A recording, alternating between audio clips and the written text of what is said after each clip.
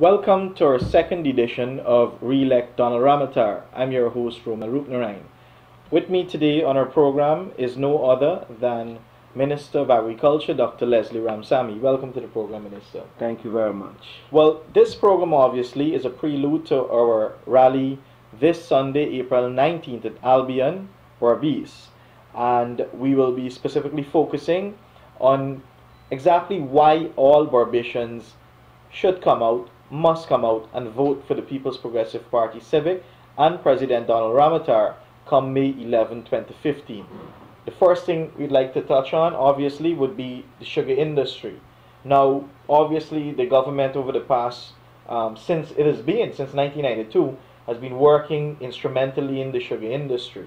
Now, specifically, what are some of the reasons that Barbicians should come out and vote for the PPPC, specifically with regard to the sugar industry?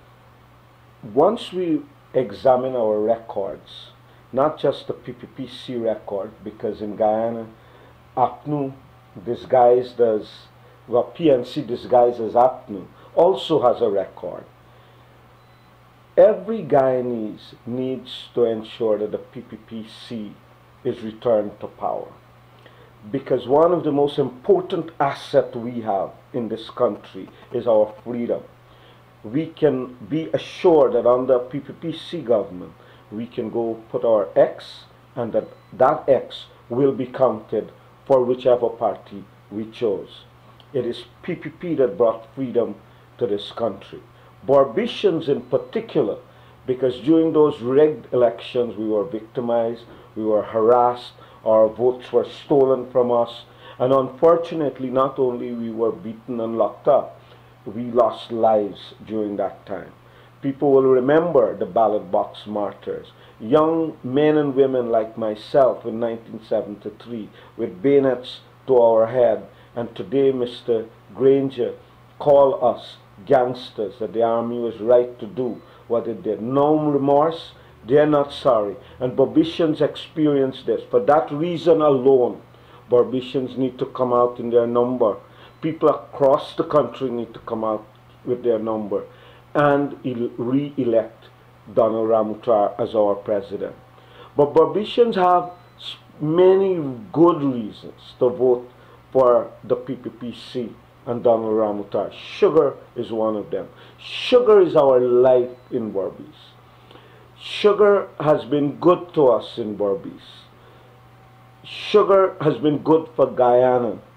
And that is why in the bad times in Guyana, in the 70s and 80s, it's Berbice that kept this country alive. Sugar kept Guyana alive. Our opponents have said that they will close the sugar industry. Today, in the midst of election, they are denying it and giving mixed signals. But when at an Ep2 press conference in 2014, exactly about a year ago, they announced that we should close sugar and replace it with tilapia. Nobody should ever forget that. Mr. Granger, Mr. Greenidge, Mr. Ramjatan, Moses Nagamutu, all of them, I challenged them in Parliament during the budget debate to dissociate themselves from that statement, because it was made at an official Ep2 press conference. None of them ever dissociated themselves.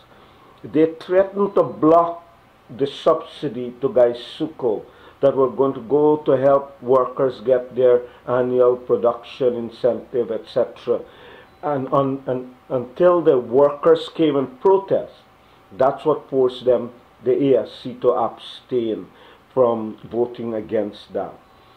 Recently, Mr. Ming came out, a former PNC prime ministerial candidate, and said we should close it down and we should replace it with quinoa. Most people don't know what quinoa is. I again challenge, and I've heard President Donald Ramotar challenge them publicly to dissociate themselves. Not once have they done so. But they go to whim and they say, we will not close the sugar industry.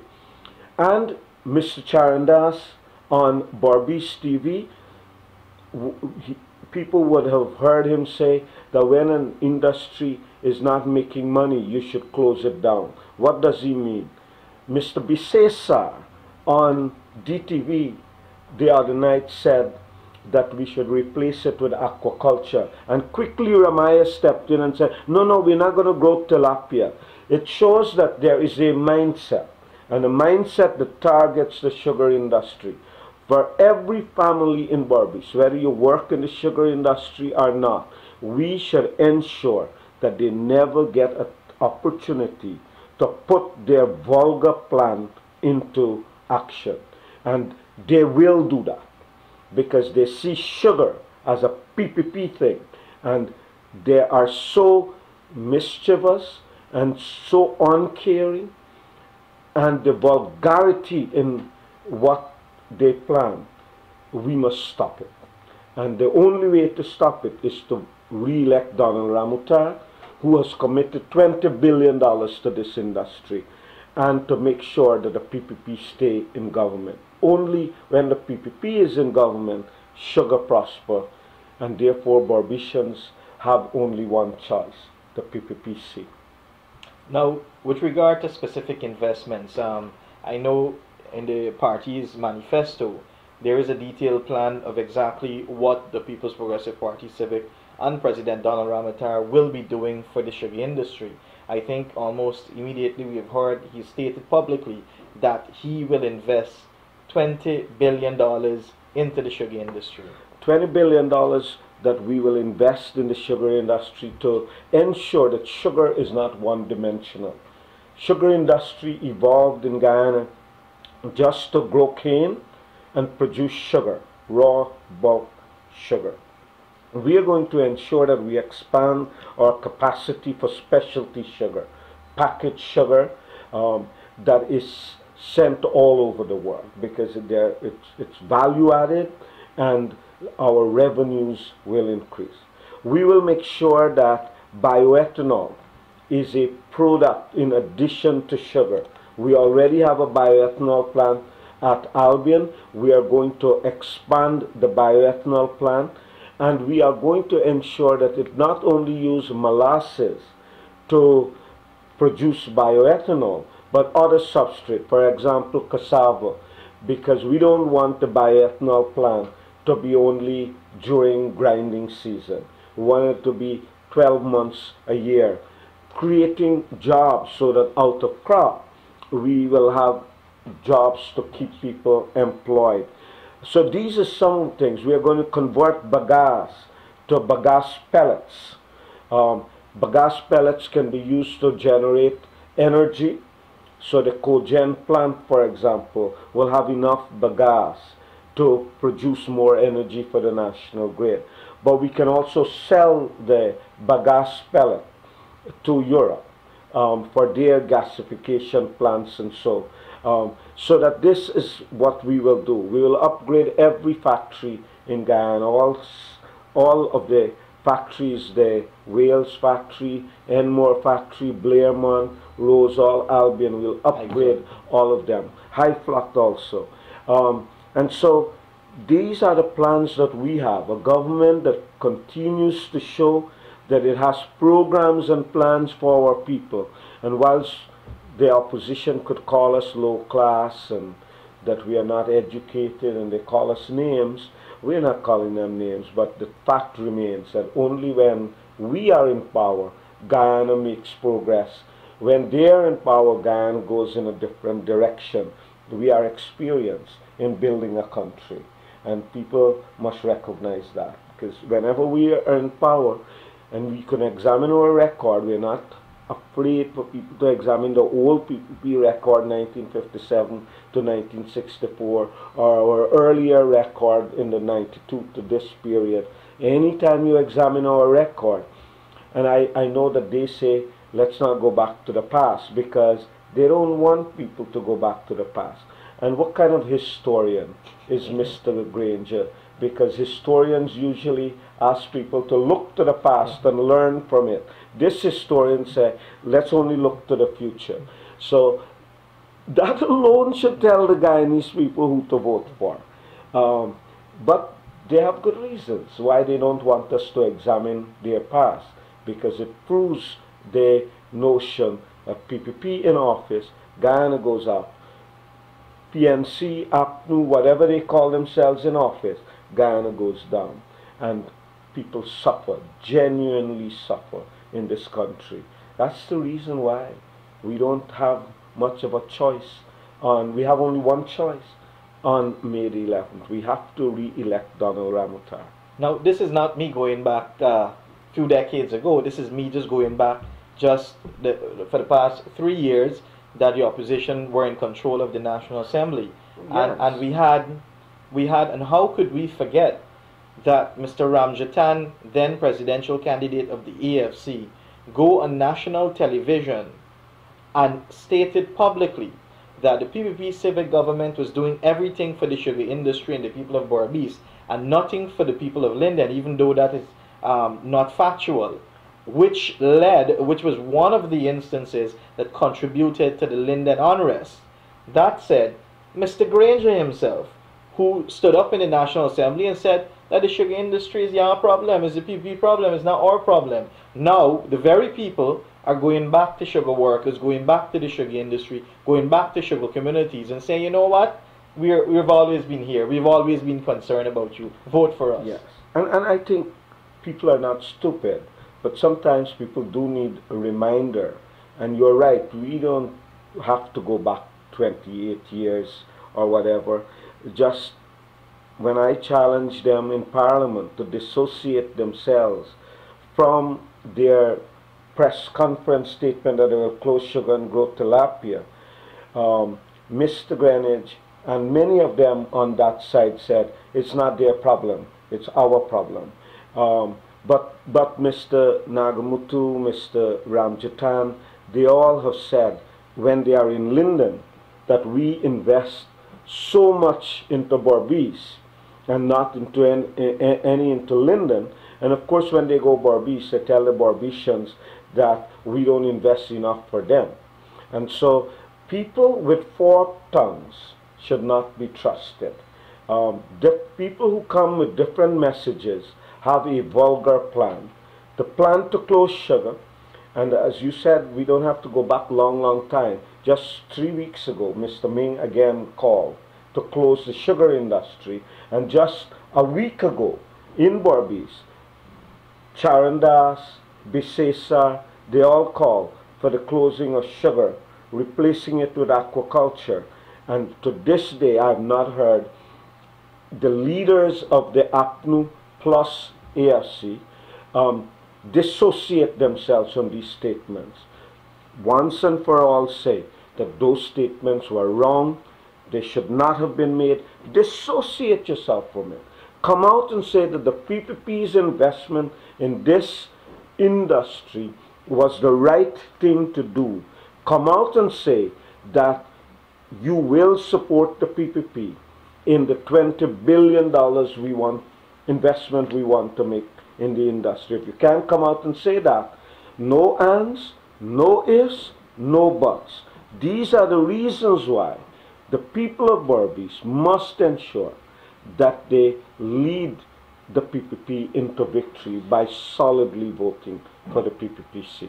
And just a reminder on our program, Re-elect Donald Ramotar, one of the focus here obviously is on our Berbice rally this Sunday, April 19th at Albion, and the rally is expected to start sometime around 4 o'clock. 4 o'clock. So obviously we'll be there expecting you to come out. This is an encouragement to come out early to hear about some of the plans, what the government has in store for not just the sugar industry, the sugar sector in Berbice, but all the various sectors for right across Berbice. There are some exciting plans. Now, yes, go ahead. And I want to mention rice. I'm not going to spend too much time, but Berbice has broken the record for production every year since 2011. The whole Guyana has done so. We are about to commission the seed factory, the paddy seed factory at number 56. We are going to expand that factory into a flour mill to do value added for rice in Berbice, creating more jobs. But we are also ensuring that there are big transformational projects for Berbice. One is a deep water harbor. A deep water harbor is necessary not only to ensure we create jobs for people, but to ensure that our export industry can continue to survive, because the boats, with the opening up of an expanded Panama Canal, with the impending construction of a new canal in Nicaragua, the small 5 and 6,000 ton boats are being replaced by 30 and 40,000 ton boats. If that happens in 4, 5, 6 years from now, Guyana will not be able to export our rice. We will not be able to export our sugar. We will not be able to import things cheaply anymore, because we will depend on these big boats that can come into the present harbor infrastructure that we have. That's why the deep water harbor is so critical, and feasibility studies have shown that the Berbice River mouth is the best place for the deep water harbor. So that will create huge opportunities for our people. It will transform the physical appearance of Berbice, but as I said, it will keep Guyana's economy alive. And the PPP has the vision not only to think about today, but think about the challenges we will face tomorrow, and create today the Guyana that will thrive in the future. In addition to the Deepwater Harbor, we're talking about building the bridge. We are already designs and so been done with the government of Suriname for the Quarantine River Bridge. That will be another transformational product. We are opening up the Kanji Basin with investors, but these investors are going in, they are ensuring that enough land are open up for our farmers. We see Berbice as one of the bastion of a new coconut industry. The new road, the heavy level road that is being constructed on the east bank of Berbice, will ensure that new lands are opening up there, creating more opportunity for our people. But Romel, it is important that people understand this. The upliftment of Guyana's economy have created new business from Molson Creek all the way to Charity. Virtually every home on the roadside is now a business. New shops, new stores, salons. Young people now want their hair cut, barber shop. Yes, that's true. Salons where girls go and do all kinds of things. Wash bays, mechanic shops, because there's so much vehicles. People want to respray their cars. The detailing business has grown. Young people now don't just want a car. They want special wheels. They want spoiler at the back. They want special new addition for the music set. And all this is create businesses for young people. Who own this business? Young people of all races, no matter who you vote for. The phones that everybody have, virtually every young person have 1 or 2 phones. And so new businesses are coming up for the repair of phones, etc. You have computers. Virtually every family now have access to computers. Businesses for repairing of computers, for programming of computers. We have created all these jobs.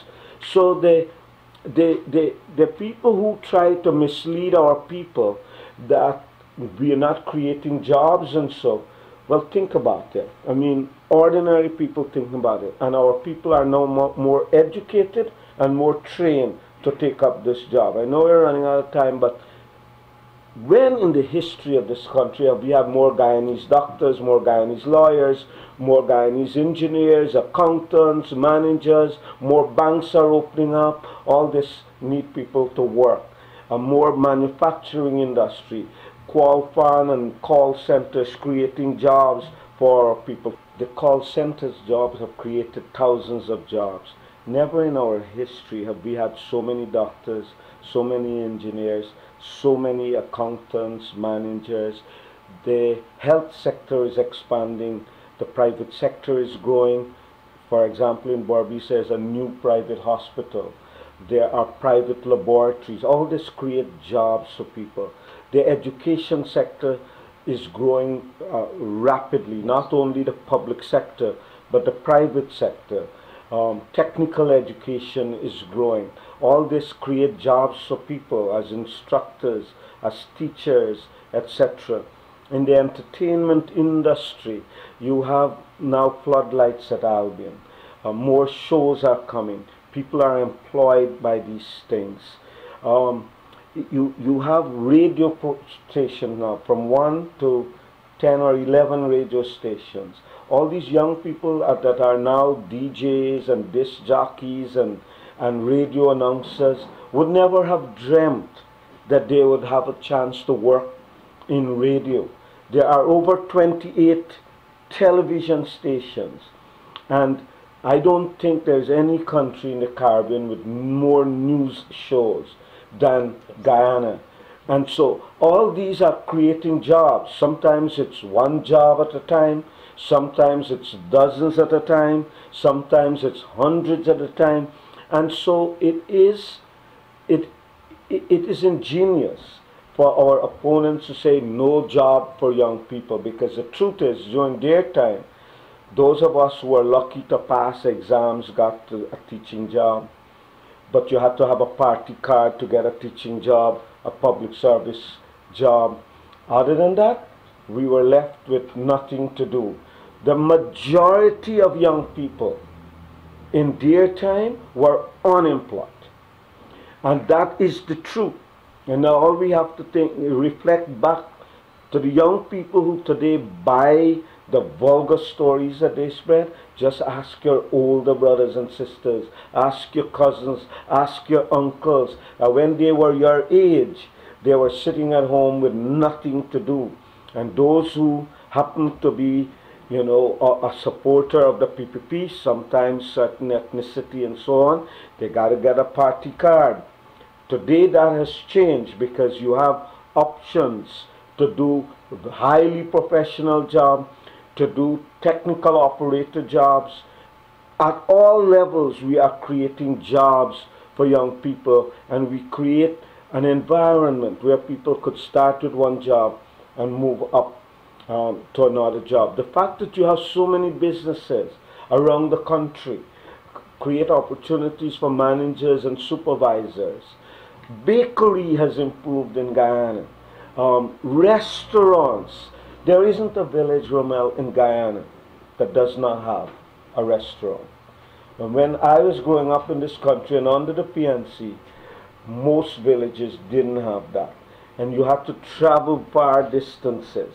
Today, you have all kinds of opportunity for people to work. And so this thing that we haven't created jobs is a myth. The reality is we have created thousands of good jobs and thousands of jobs to make a living. That is why more young people can go now and buy their own cars, that they are owning their own homes, that they are starting their businesses and so on. If we didn't create this environment, this would not have been possible. So these are many good reasons, not only for Barbadians, but for people across Guyana to vote for the PPP. See, that is the choice that people have. And if we want to move Guyana upwards, we mustn't forget that not long ago Guyana was a least developing, bankrupt country, one of the most indebted on earth. And now we are a middle income country. Our next site must be a high middle income country. We have all the elements in place now, but if we make the mistake of not keeping the PPPC in office and not re-electing Donald Ramotar, we risk moving Guyana back to a least developing country. We have only one option in this country. The option must be keep going upwards into a high middle income country. Only the COP, only the unity of the PPPC, only Donald Ramotar can have the vision, the experience to build a country, and the young people to ensure that what we do today can be sustained and strengthened into the future. Now, just a quick thing. You were talking about young people, and I recall an incident that happened a few weeks back. The president was having a walkabout in Kanji, and I was with him. And as we were walking through this area, which obviously is a predominantly Afro-Guyanese community, we saw this couple came out of their homes and they were their home and they were standing up. And we passed and we said hi, and he said, "Wait 1 minute," right? So he said, "We will be voting for the first time. They voted before, but for the first time we'll be voting for the PPPC this elections. You know why? We are a young couple. We're both employed. This is my side business." He was doing some grill work. You see the two cars under there. One recently came in. That is our own house. And this would have been never possible, right? Without the PPP civic government. We are willing to go anywhere and talk about it, because we are afraid if the PNC only get in there, what will happen? We do not want, his exact words, in fact their exact words, is that we want this to continue. And this is true across Guyana. Stories like that abound in this country. They're not rare stories. They abound. And it reminds me, because something that I tell people, there can be no doubt that we have transformed the physical appearance of this country, whether it's Berbice River Bridge, the Marriott, our airport, even though the new one is not completed, the roadways in Guyana, the people's beautiful homes that dot the horizon in Guyana from one end to the next, even in the interior. The new businesses, beautiful buildings, office buildings and so on, transform how Guyana look. We've transformed the lives of people. The fact that many young people drive to work. Even in the rural community, in the mornings and the afternoons you go, some children are getting dropped off by their parents with vehicles, picked up by vehicles. That's a transformation of how we live. We go to restaurants, we eat better, etc. But you know what is the biggest reason to vote for the PPPC? Because we have even transformed the way people dream. And my generation, big dream would be to own a bicycle. Today, the young people dream that as soon as they leave high school, they'll be able to buy a car. This generation dreams of motorcycles and cars, fancy cars, and their own homes.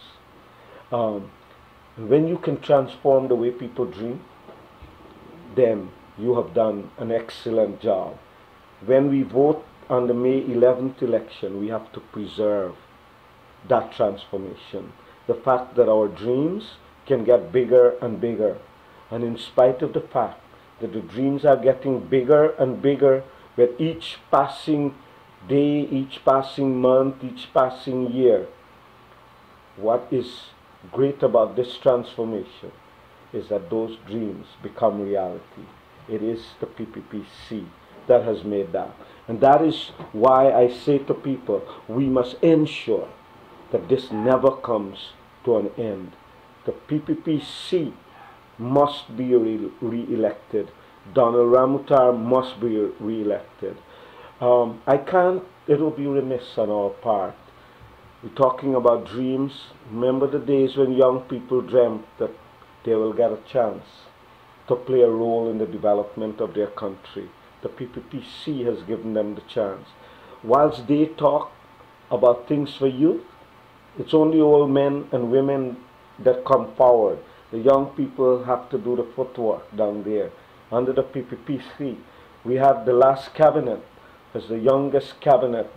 No cabinet in the world has so many young people. Priya Manichan was the youngest education minister. There are young ministers in other parts of the world, but they are given small ministries.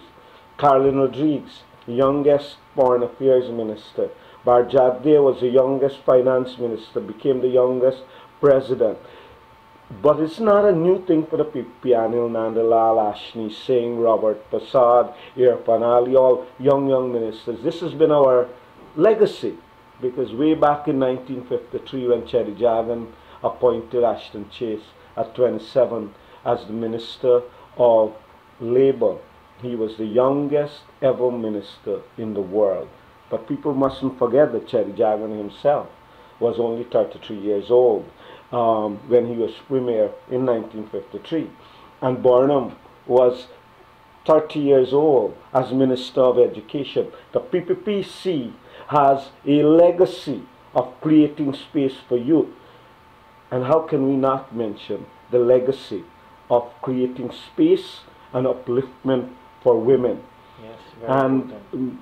Janet Jagan in the 40s organizing women, and throughout, you name the women in Guyana's history, most of them came through the People's Progressive Party Civic. Veterans like Gail Teixeira, with youngsters like Priya Manik Chan, with new young people like Roshini Bodu and all of them coming forward to be part of this development story. With a woman like Elizabeth Harper as our Prime Minister candidate. And you notice they talk about women but they don't do anything. They could have named a woman to be, what happened to Kathy Hughes? In fact, they had promised the name. Yes. In fact, they had promised Yes. that they would have named a female. And a young person. And they didn't. It's the PPPC that keep continuing to build space for our people, young people, for children, for the elderly, for women in our country, and for the opposition to denigrate and diminish the achievements of Elizabeth Harper is not an attack on Elizabeth Harper, it's an attack on women throughout our country, and we should see it for what it is. And so here is a party, and no matter how you examine us, and whether you want to examine us from our past or for today, or want to examine our plans for the future, we have no equal in Guyana. The only place that they outstrip us is that we can't equal them for destruction. We can't equal them for corruption. And they talk about corruption, they talk about the president's salary, and they forget to tell us that it was their formula that the president must not make less money than the chancellor. They don't tell us the opposition leader's salary and that his pension is the same formula. So when they talk about mathematical formula like Ep2 plus ASC, it's vulgar. And we can't equal them for vulgarity. That's the reason that we in Berbice and across this country must come solidly and vote for Donald Ramotar. And one last point. These people who talk so much about women and diminish and denigrate women, they couldn't even put 33%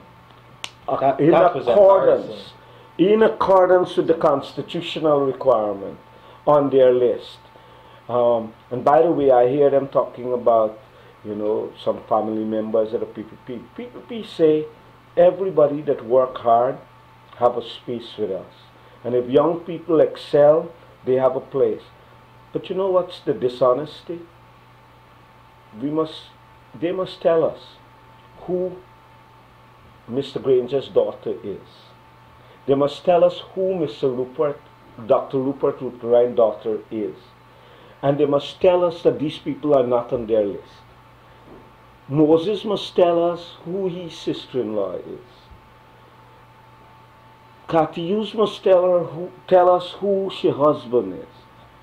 Mr. Patterson must tell us who his wife is.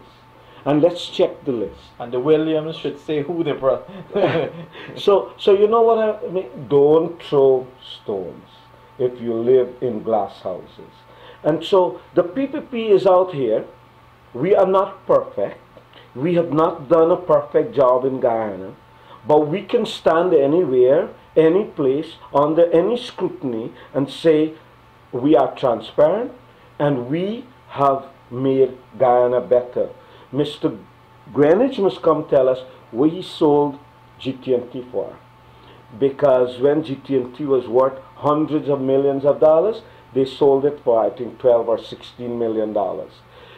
And today GT&T say that if the government breaks the monopoly, the 40-year monopoly that they gave GT&T, that the government will have to compensate them 800 million US dollars. And they talking about corruption? You know, they must tell us that they sold Demerara Woods for 16 million euros, and that 2 months later, Lord Beaverbrook sold Demerara Woods, that became Demerara Timbers, for 112 million US dollars. So, you know, so here, they don't want you to look into the past. The historians say it's stupid to look into the past. He's smart, because they know that if we look into the past, the people of Guyana have been given one choice, the PPPC. Before we conclude, 30 seconds, why should Barbadians come out to the rally? Obviously, we'd want to encourage persons to come out on Sunday. I think Barbadians should come out and start the process of winning this election on Sunday. Mustn't wait until May the 11th. We must come and establish. I am speaking directly to my sisters and brothers in Barbados, that we must come out on Sunday afternoon and declare that Barbados is Cherijagan country, that Barbados is PPP country, that Barbados is for the cup, that Barbados will re-elect Donald Ramotar in a landslide, and that Barbadians on Sunday are putting our hands out, and we are calling on our sisters and brothers across Guyana. Let us not put Guyana back down. Let us take Guyana forward. The PPPC has put us on a trajectory of better lives, a better country. We have abandoned shame. We are proud of our country. We call our family abroad and we tell them about our great country.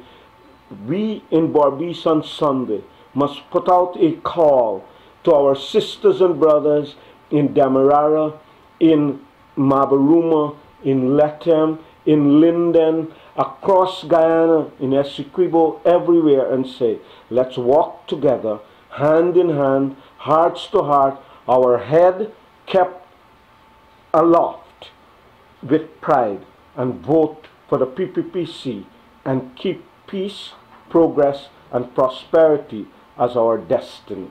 With that, thank you very much, Minister, for being a guest on the program. Just a reminder, you were looking at Re-elect Donald Ramotar. I'm your host, Romel Roopnarine. Goodbye.